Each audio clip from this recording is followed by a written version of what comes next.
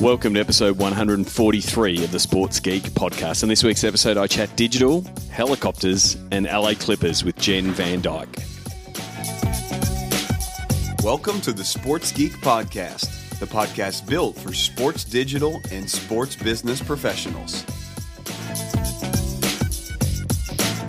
And now, here's your host, who keeps telling himself 40 is the new 20, Sean Callanan.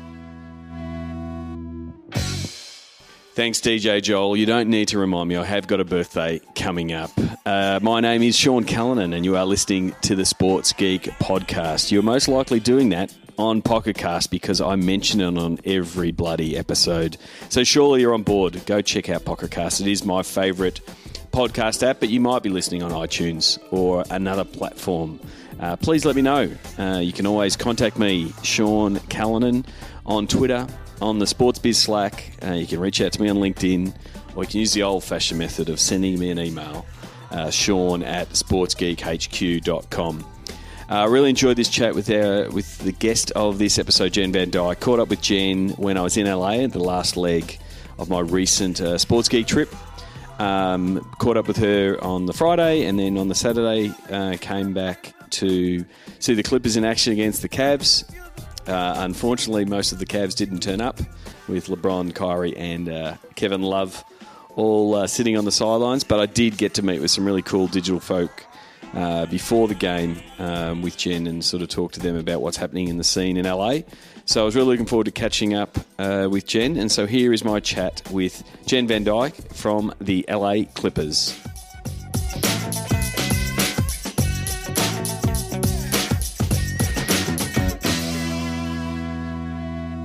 Very happy to welcome Jen Van Dijk, Chief Strategy Officer and Vice President of Partnerships at the LA Clippers, to the podcast. Welcome, Jen. Thanks, Sean. Good to be here. Well, very lucky to meet you in person while on my recent trip to LA. And you are one of the most interesting people that I did meet on the trip. No, not to besmirch everyone else that I met, but your background is very unique in the sports space in that you've come from the agency background and then worked at the team at the league level with the NBA, and now at the Clippers. I want to dive in a little bit into your background and your consulting and agency background with IMG Wasserman. Do you want to sort of take us through a bit of your career and how you got started in the sports digital space? Sure, sounds great. I went to a women's college in Western Massachusetts, Mount Holyoke College, and we didn't exactly have a business or a sports curriculum. So I was a politics major, and upon graduation, landed myself at IMG. And there's a much longer story there, but we can get to that another time. Yep. But IMG in the late 90s, Todd McCormick, the son of Mark McCormick, had just started TWI Interactive, which was his answer to the burgeoning trend of narrowband internet access in the late 90s. And he really thought that IMG should be in this space. Mark actually didn't agree with him. And so Todd went out and got independent investors to help start TWI Interactive as still a part subsidiary of IMG, but ended up becoming a really interesting company in the early sort of .com space in sports, largely because we were able to leverage all of IMG's major sports relationships, going back from Wimbledon and the RNA of 35, 40 years at the time, to new things they were doing, but to bring a new angle to it of what the internet could do for those types of investments. And really, I came out, 20-something years old, knowing a little bit about the internet and wanting to learn everything I could about the sports business as soon as I landed at IMG. And the beauty of IMG at that time, and still today, obviously, is the breadth of that agency and the global relationships that agency had. And I was able to very quickly navigate into a sort of area of expertise of sports rights and the sports sponsorship business and technology, and how those two things could overlap and work together to really help everyone that had a stake in those investments. And when you think about who that is that have a stake in those investments, you have teams and leagues that are trying to figure out digital and how to grow revenue in that space. You have brands, in particular technology companies, that are trying to understand, yes, I want sponsorship assets, but no one seems to want to give me content in my sponsorship deals. How do I go get content if I'm a mobile company, for example, or an electronics company? And I was able to really grow very quickly between the worlds of content and digital and the brand needs at IMG. And it was a really great place to start. It really is the birth of that sports internet side of things, because you're working with the rights holders that are trying to figure out how to get into the space, and the sponsors wanting to be a part of it. And this is pre all this social media, this is just websites and those kind of things, and trying to figure out, sort of put that futurist hat on to go, where is this going to go? And that's sort of that space where everyone was sort of figuring out at the same time.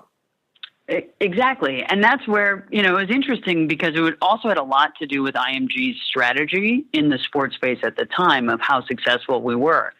For example, some of the crazier things we did was try to make narrowband video heavy websites, showcasing Nobel Prize winners back 50 years. Yep. But one of the smarter things we did was not make 7, 8, 9-figure rights commitments in the digital space during the time when there were a lot of Quokka Sports and other things out there that, thought they had to buy their way into the business. And those companies obviously didn't fare that well long term, whereas IMG was able to learn from it and really figure out that the business model was probably either in IP development or in consulting, which was the side that I lived on. So in that consulting side, you were more working with the technology vendors or the brands or the rights holders and the teams and the leagues and events that IMG were associated with? The beauty of it is that it was a mix of them, although at IMG it was more on the brand side. Yep. We had Philips Electronics as a global client early on in 2001, 2002. And Philips hired IMG to be a global sports marketing consultancy, but they said early on they wanted to spend almost 1-to-1 in dollars between digital and sponsorship, wow, which was just unheard of at the time. And they had two big global platforms that we helped them, strategically develop and then execute. And one was in global football, which centered around the fact they still had World Cup rights at the time, and a national federation strategy. But then the other one was action sports. And for action sports around the world, right, even today, that has more faces and angles on it than one brand could ever hope to own. And so we created something really unique there that I'm still actually really proud of, and it was called the Philips Web Syndicate, because we knew early on that Philips didn't have enough money to build a website and then spend the millions of dollars to drive people to it. Yeah. I mean, that's what people were doing at the time. So we created what was actually one of the first digital content syndication engines, where we, TWI Interactive, built this technology, and we were able to syndicate action sports videos to action sports websites that already existed, but we were able to wrap them in Philips branding and tie that back to that program.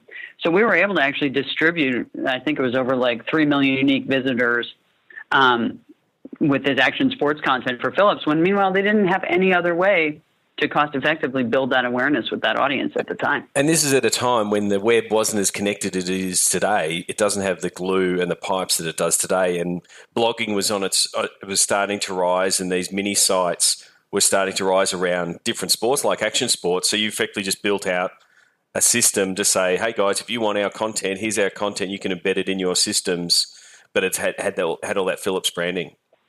Right, and we were offering them content, because this was back in the day when people weren't making video, and certainly didn't have the budgets for it. So we were offering, and I still remember we sent crews to 4 different regions of the world, and including getting a phone call of my poor videographer caught at the Border Patrol in Shanghai, trying to get in to shoot all these action sports events around the world. I mean, it was amazing.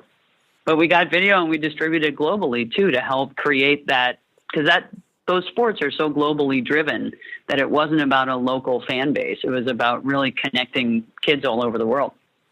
So then how was, so to go from IMG and being the genesis of, the sports internet space, well, then what was it like going to being at Wasserman, and the different focus that you had at Wasserman being sort of driving their digital and that digital team at Wasserman? Yeah, it was fascinating too, because IMG was so golf and tennis, based. And whereas Wasserman was really more on the team sport side, particularly in the NBA. So when I was offered the opportunity to go to Wasserman, it was to run the T-Mobile NBA account team that Wasserman had, because they were, assisting in every aspect of T-Mobile's NBA and other sponsorship relationships at the time. And so that was great because it allowed me to bring the digital experience of negotiating on behalf of tech companies in sports to a partnership that was really very traditional on the surface of it. I mean, I walked into a relationship where they had already started the very famous Charles and Dwayne ad spots of Who's in Your Fave Five, and it really nailed it on the cultural phenomenon side. But in terms of T-Mobile and content for the NBA on their phones and to their subscribers, they really hadn't touched it yet. So that was a cool opportunity to do that and be part of that and really get to know the NBA folks and every stakeholder kind of in that mix through those years. And then at the time, Wasserman actually didn't have a digital consulting component. Casey Wasserman, who I worked for and have a tremendous amount of respect for, believed in it, but wasn't really sure on the angle on it. And so we started with a project with the U.S. Olympic Committee, actually, to help them do a digital strategy leading up to the London Games and the athletes coming home from the London Games. And that really started us into what was and still is a great consulting business for Wasserman that on the one hand represents athletes and helps them figure out their digital to get more sponsorships, but also works very closely with major brands, negotiating for content in their deals, as well as teams and leagues trying to understand how to make more value and sell these assets at a premium. And it's sort of, in hindsight, Monday morning quarterback style, looking back, it just makes sense because it's a missing piece because you had the talent in either the athletes or the relationship with the teams, and then you've got these brands and you need to help them make that connection of, well, this is how to best use this asset. This is how to use these platforms, because you can't rely, even till today, that the sponsor will know, that the brand will know how to do it, and whether it's an athlete or a team, they're still trying to figure it out themselves. So that consulting space makes perfect sense for that business at Wasserman. It's tremendously valuable, and I think that's really where, even today we see non-technology brands wanting content in their partnerships, right? You have brands like, in the PepsiCo family that don't need awareness, but need those consideration-driving elements. And so I do think and those things are treated completely differently by rights holders. You start asking for content, suddenly you're having a broadcaster or, an MSO conversation. It's only really been recently that there's that middle ground of kind of sponsored content and branded content opportunities for brands.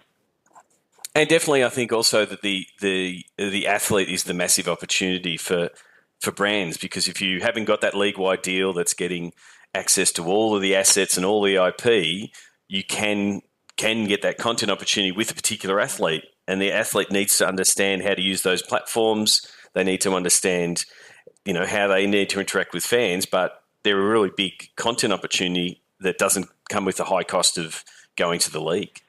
Oh, completely. Plus, you put a face on it, right? I learned early on in the T-Mobile days, you have Charles and Dwayne as the face of your campaign. You're just that much more relatable and that much more authentic.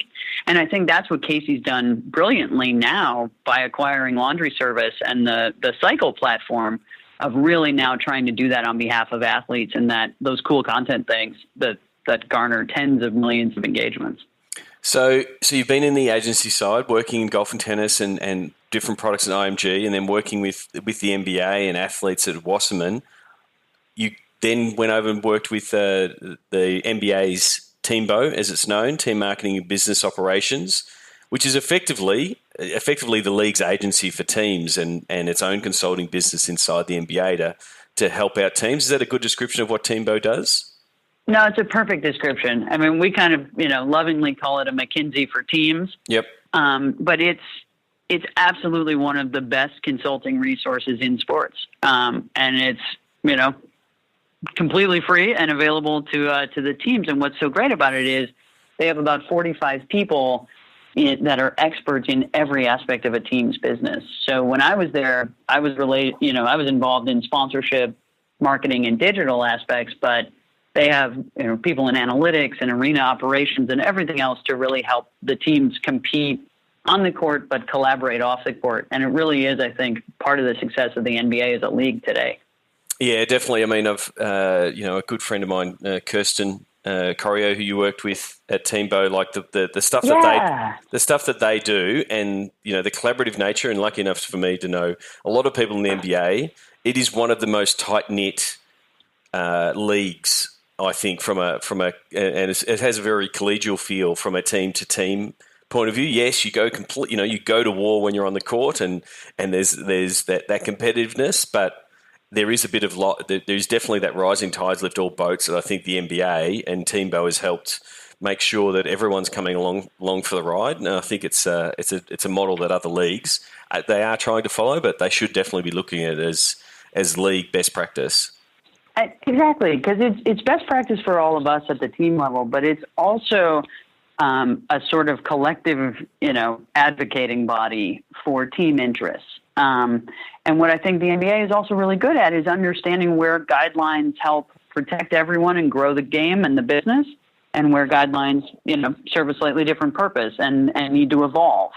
And that's where we see a lot of new opportunities in the digital space in particular, where teams now being able to, put content on social platforms, and the social platforms will sell against that team content for teams to share in the revenue on that.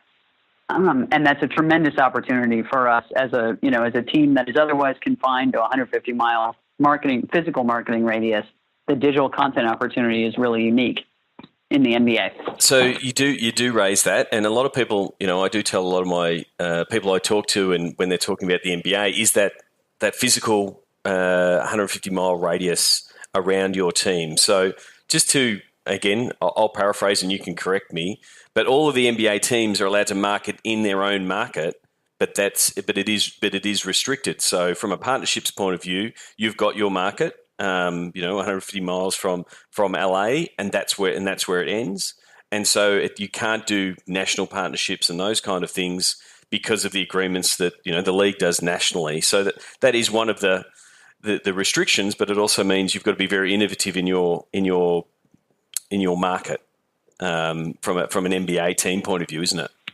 Yeah, there's probably a couple exceptions, right? Like they did open some rules recently where as long as we don't go market, for example, we're obviously in California, in LA, but as long as we don't go into downtown Oakland or downtown Sacramento, yep, and in those teams' 75-mile radius, we can, with the permission of the league, do full state and some adjacent state marketing programs now. Yep.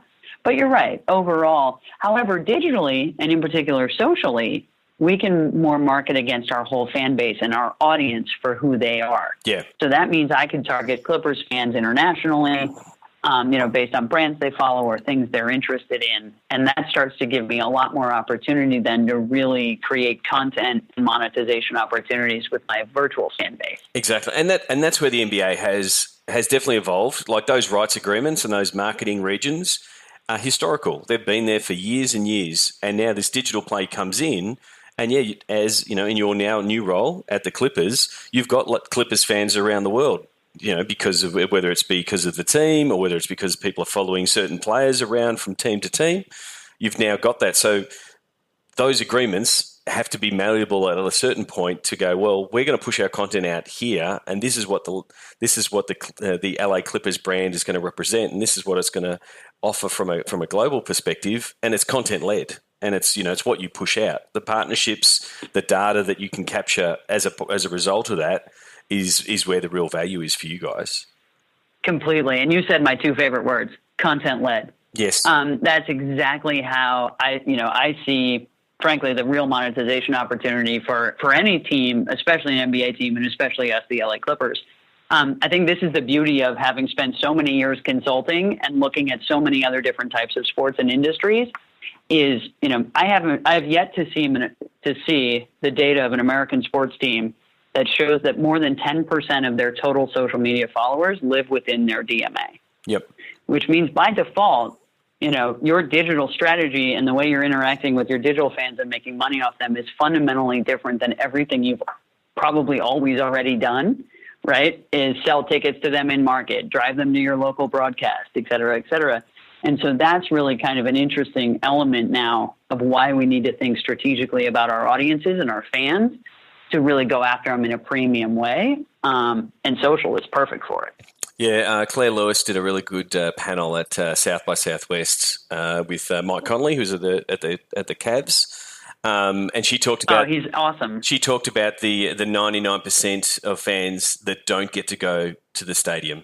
1% of your fans are going to Staples and watching the games, but the 99% of these digitally active, consuming it in multiple ways, whether it be, whether they're opening up League Pass and watching a game, whether they're going to the Clippers site and watching, highlights, all of that. They're the fans that we're still in the early monetization phase of that. How is that going to look? And it's going to be led by content, whether the content is highlights and game footage behind the scenes, magazine style, doing what everyone's doing, players in cars singing along songs, pretending you're doing the James Corden bit because everyone's doing it, right? But it is content led.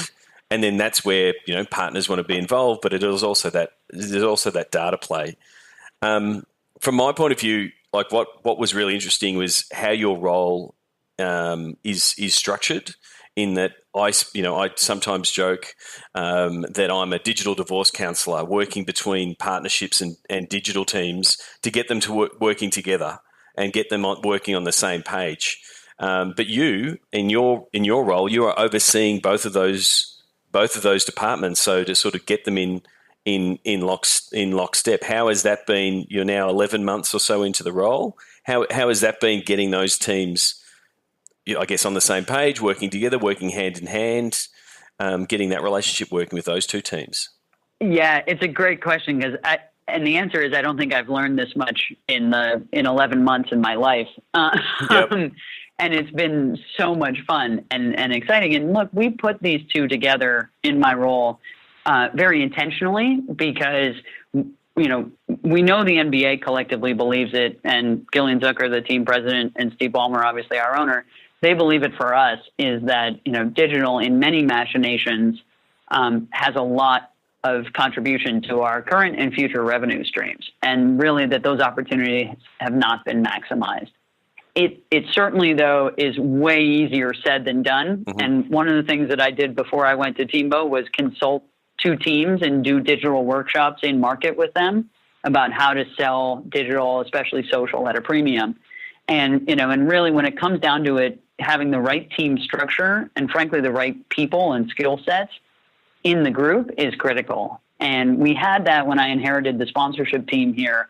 We didn't totally have it on the digital side, so we had the opportunity to restructure a little bit, and we brought in some expertise in content strategy from a gentleman from the music business, and in digital content production, a really great guy from EA Sports and Nike Basketball. And so to bring in some of that experience and now to really have the team and the structure, the third piece is the process and the execution. And it maybe hasn't come together as fast as I wanted it to this season, but all of the right seeds have been laid, and I'm excited to see where we're going. I'm really proud of the content we're producing this playoffs because I think it's the first that we've had a chance to really sit down, build a strategy against both the production and the strategic distribution of it, and now seeing the results of it, and the engagement's been great.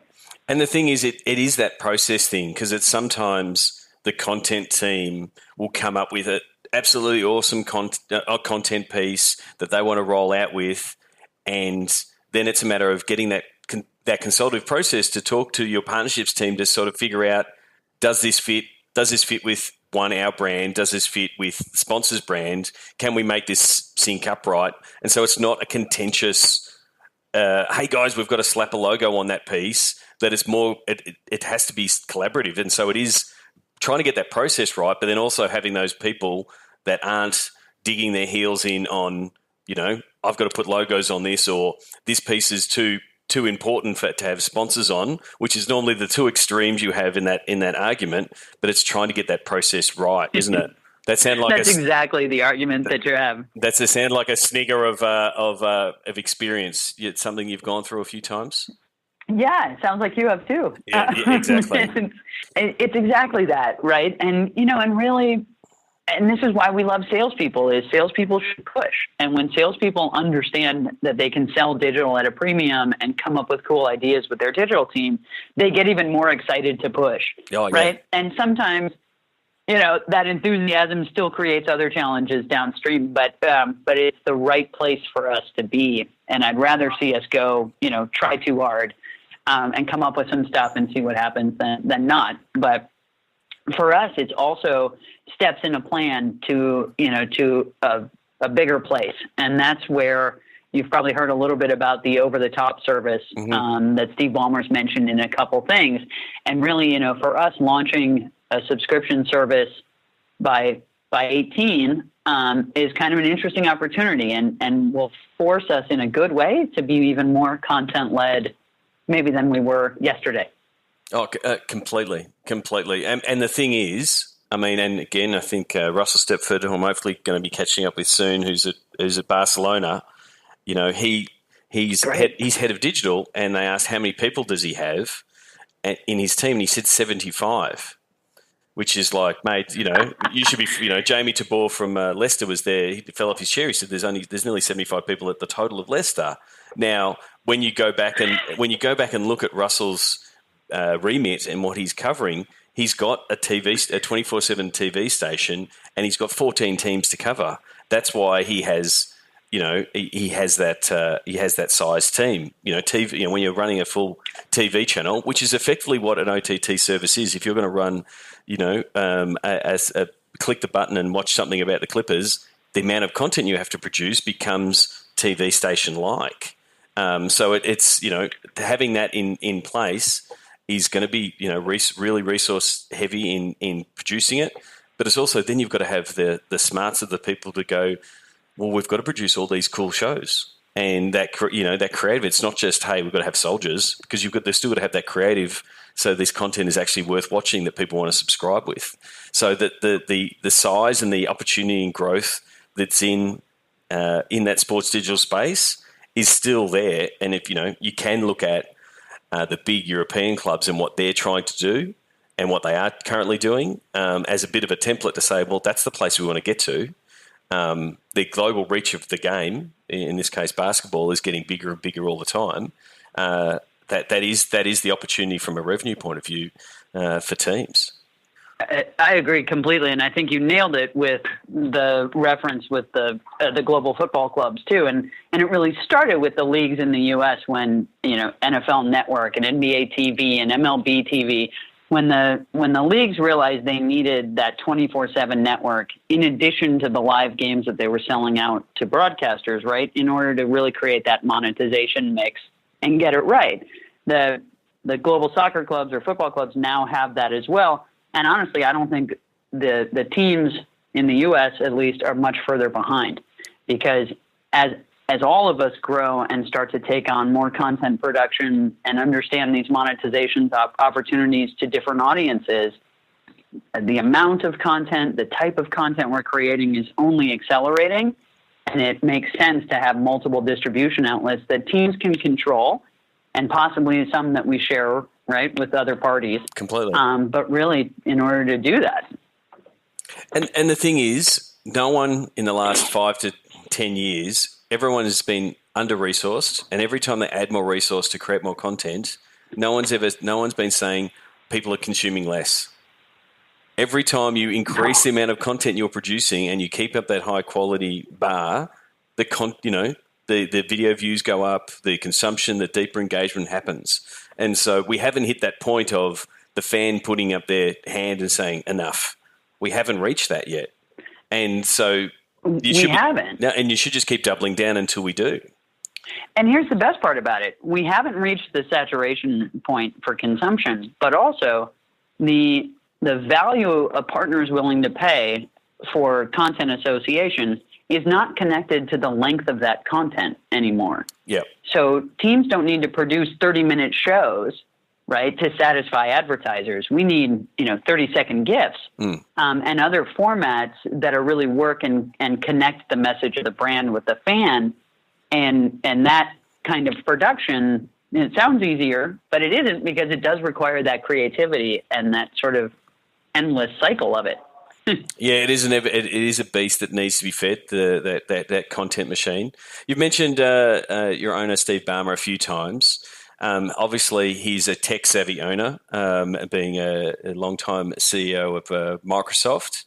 What do you think? What do you think advantages that brings to you? Like the NBA has now got more and more tech-savvy, entertainment-based owners that are coming in with that experience and that money, as opposed to older money, whether it be from oil or other things. What do you think, Steve, being digitally savvy and being the tech guy that he is? What do you think he brings to you as an owner and enables you to do as running everything digital for the LA Clippers? Yeah, I mean, first of all, I think it's fantastic that the NBA is the league that people like Steve and Mark Cuban and everyone else have chosen to invest in, because it's a perfect combination for the future of the sport and obviously their interests and the networks that they bring. I mean, for us at the Clippers, I wasn't here right when he bought the team. So there was obviously a tremendous amount of excitement about his ownership. But as the team has now sort of, really got into the feeling the effects of his ownership, what is great is that he's created a culture where it literally feels like anyone from the receptionist to the president can come up with the next best idea and be heard. And in fact, he sponsored and we ran an innovation tournament for the entire company a month ago, where everyone participated and we came up with 200 new ideas for all aspects of the business. So when he talks about innovation, it isn't just technical, it's everything. And that really has created this mindset of being a startup within an NBA team environment. Oh, very cool. And then, which is super cool, right? And, some startups are kind of hot messes. But this is a startup within a very organized business and with the right leadership and the right process behind it. And what that is now doing is flourishing, mainly because Steve's set it on the right path, and then he's put his money where his mouth is, and he's invested behind it. And I'm actually not talking about dollars so much as I'm talking about a spirit of really wanting to do something different and do something for the sake of innovation. And that's our OTT product is a perfect example of that, right? It is very easy in this business to take rights fees as checks from broadcasters and therefore think your job is done. Completely, and think that, the broadcaster will innovate. But they don't, because they've got to make back that money. Yep. Right? And so Steve really is proven that he wants to innovate in the broadcast space with this over-the-top product, and not just do it for the Clippers, but do it for the whole league and really sports in general. And I think that's perfectly emblematic of working for Steve. He wants to do things that impact the Clippers and impact LA for the better, but that have a much bigger impact across the league and sport as well.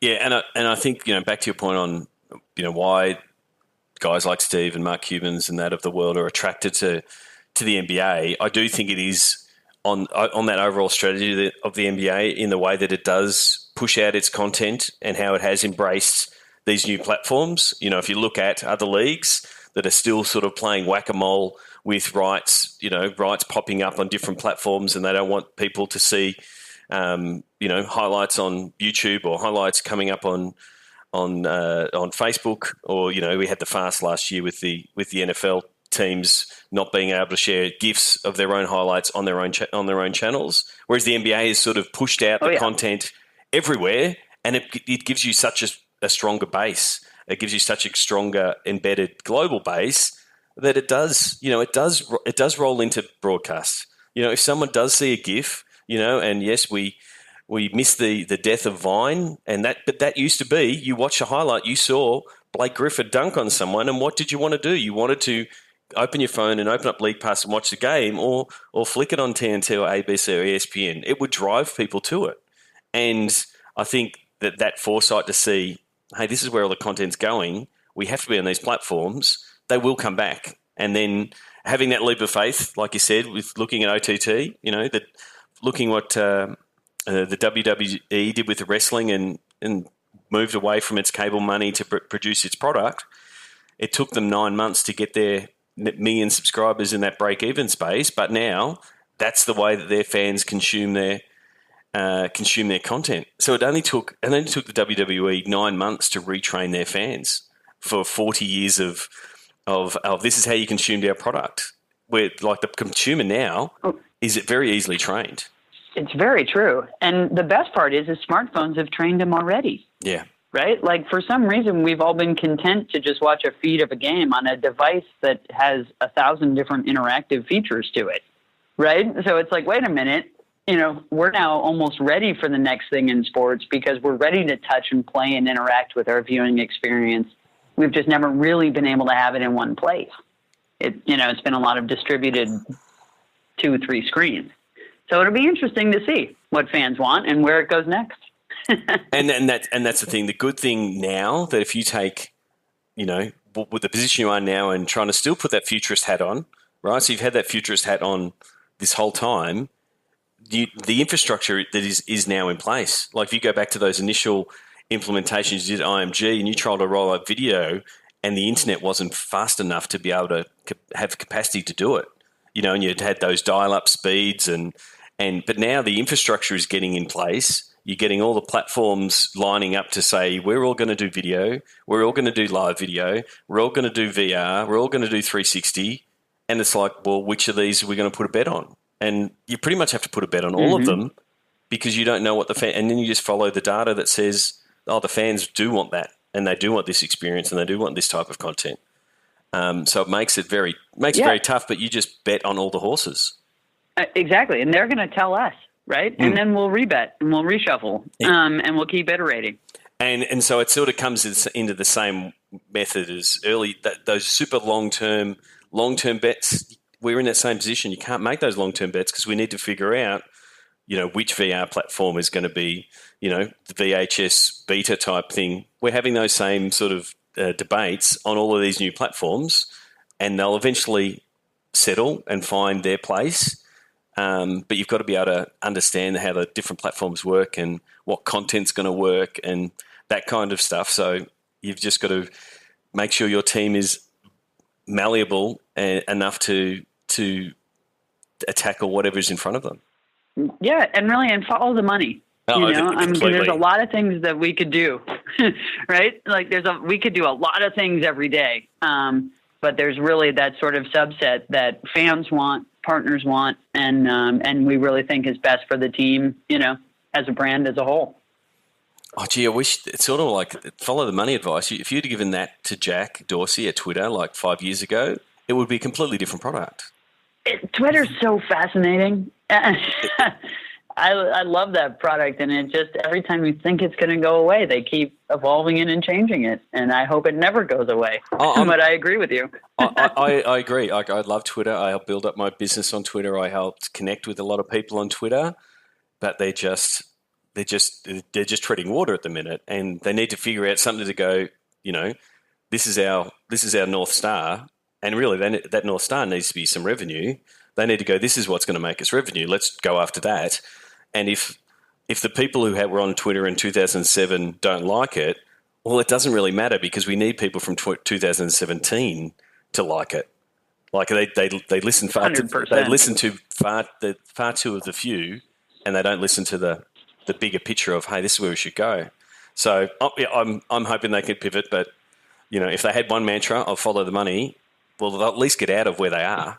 And then they can at least go, hey, this is where we're headed. Right.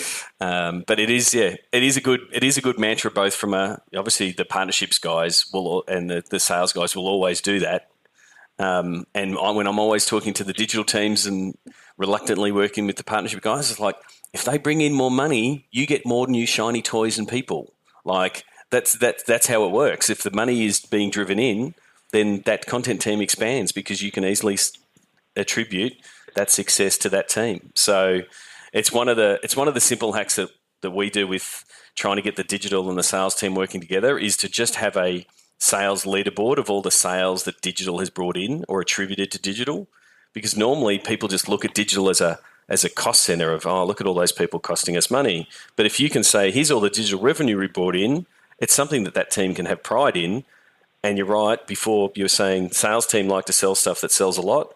When they start seeing that chart go up and up, they go, oh, we'll sell more of that because they just get super motivated by making more sales. So it's it's a bit of a hack of, hey, this is just showing you where the digital revenue is, but it starts showing the importance of what digital can do.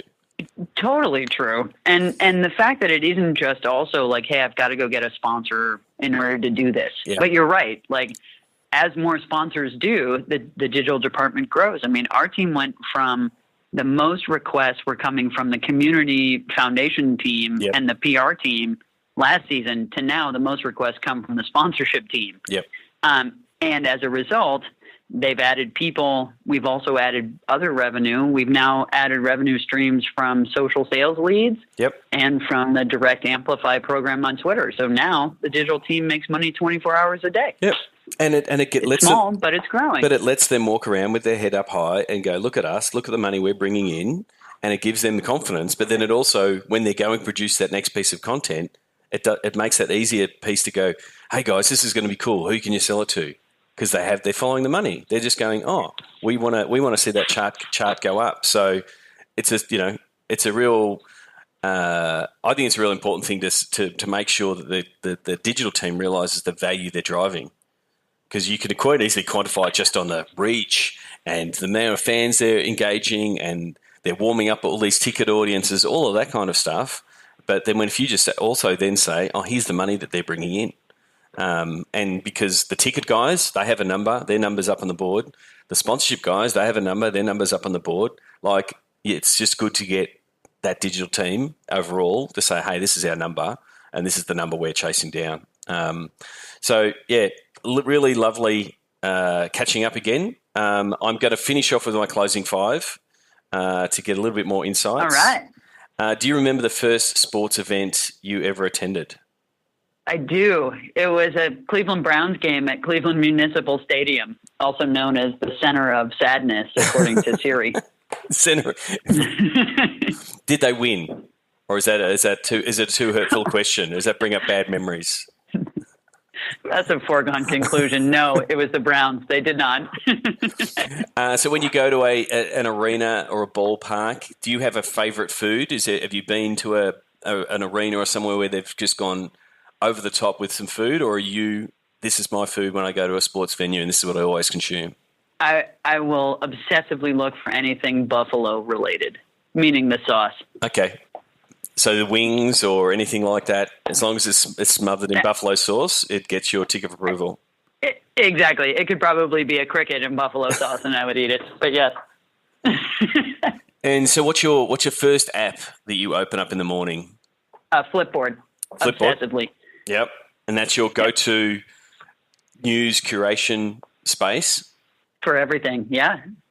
Have you created your own little subsets, or have you sort of just lent into the Flipboard algorithm and said, show me what you got?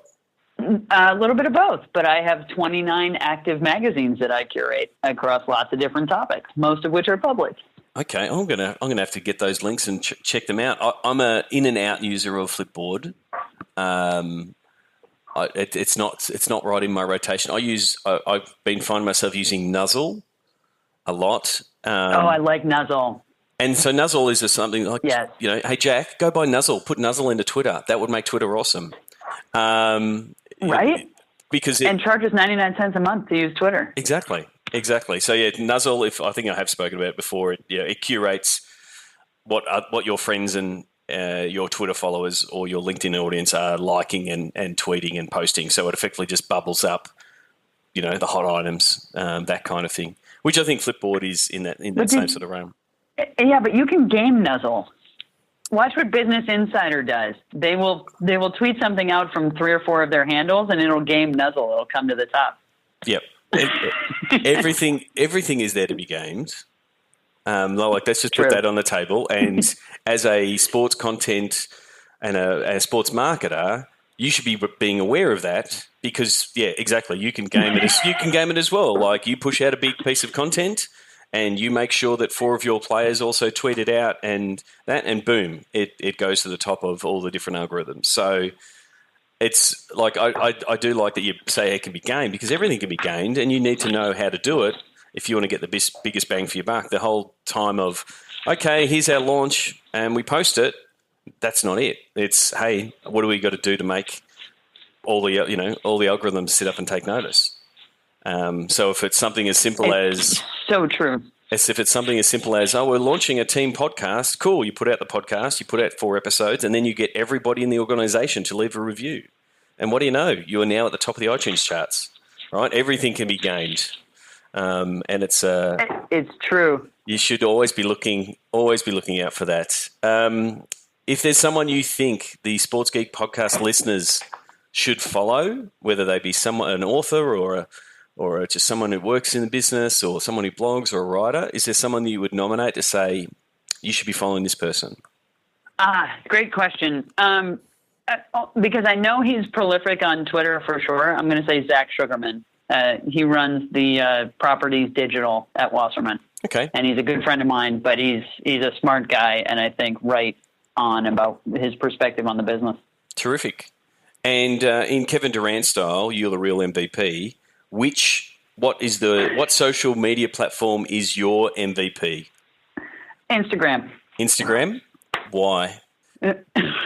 Mainly because it fascinates me. How easily we can all be better photographers, and the social nature of still images. It's fascinating that it continues to be so strong. It is because it's almost like, even though we were saying before we want more content, at some point we say, enough with the words. Show me pretty things. Right. And you end up on Instagram.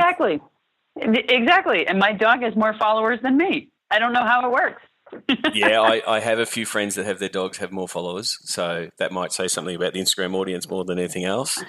And the fact that then there's a lot of dog, or me. Then there's the fact that there's a lot of dog Instagrammers that then go around following other dogs, and so it's really a false economy. They're all gaming the system. See, we're back to gaming it.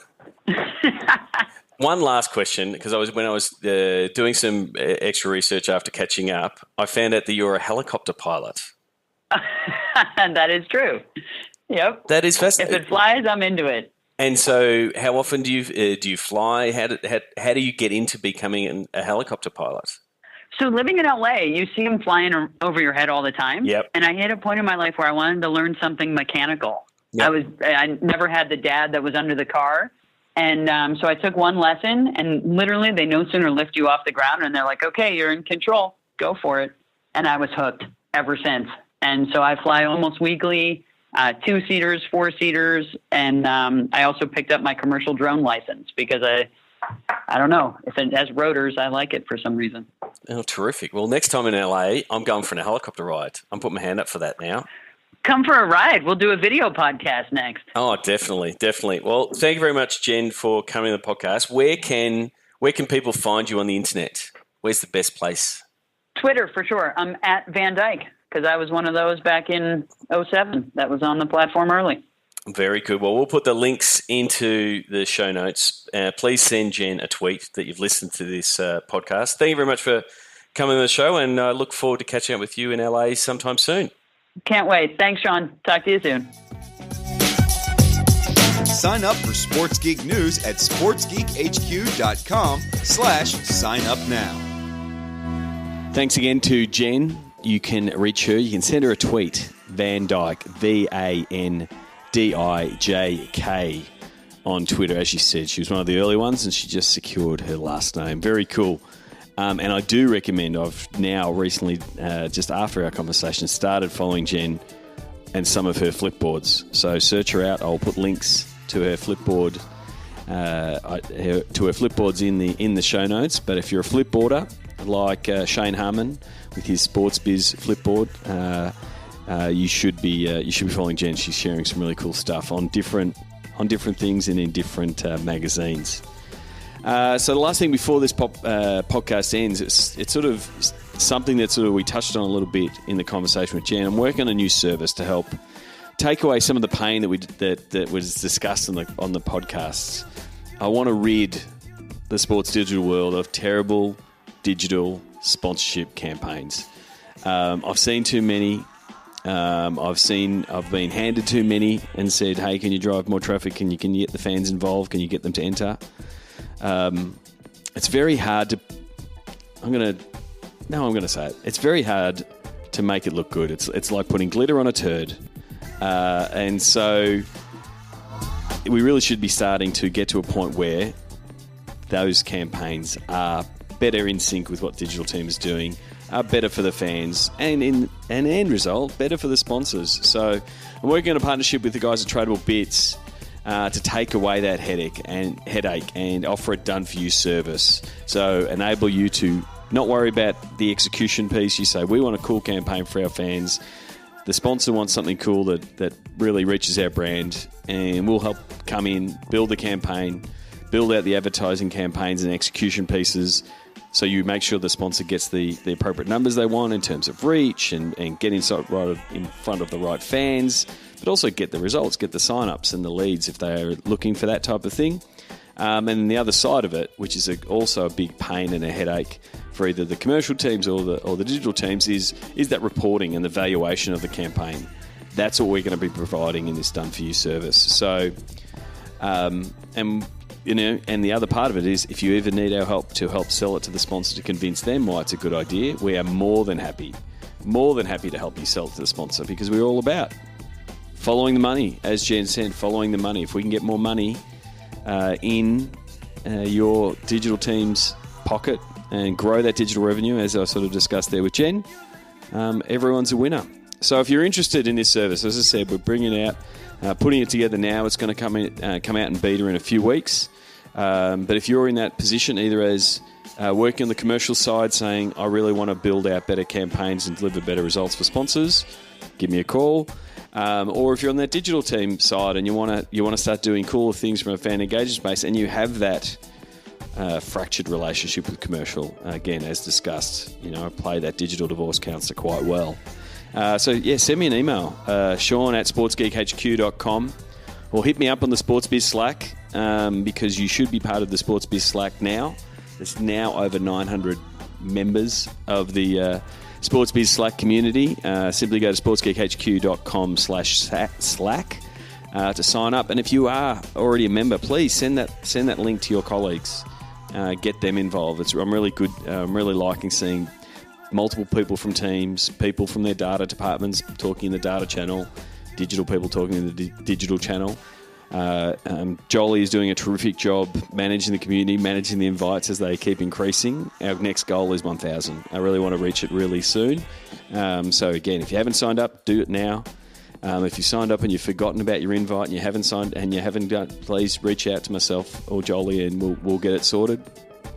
1,000 is the next milestone. So that's it from me. Until next episode, stay tuned for those sounds of the game taken by my Snapchat spectacles at LA. That'll be the sounds of the game segment for this week. So until next time, my name is Sean Callanan, and you've been listening to the Sports Geek Podcast. Like the Sports Geek Podcast? Find us on Facebook.com/SportsGeek. Check out which teams work with Sports Geek at SportsGeekHQ.com/clients. Please leave a review on iTunes. Go to SportsGeekHQ.com/iTunes. Thanks for listening to the Sports Geek Podcast. Game's about to start. Unfortunately, no LeBron, no Kyrie, and no Love. Oh well, can't complain.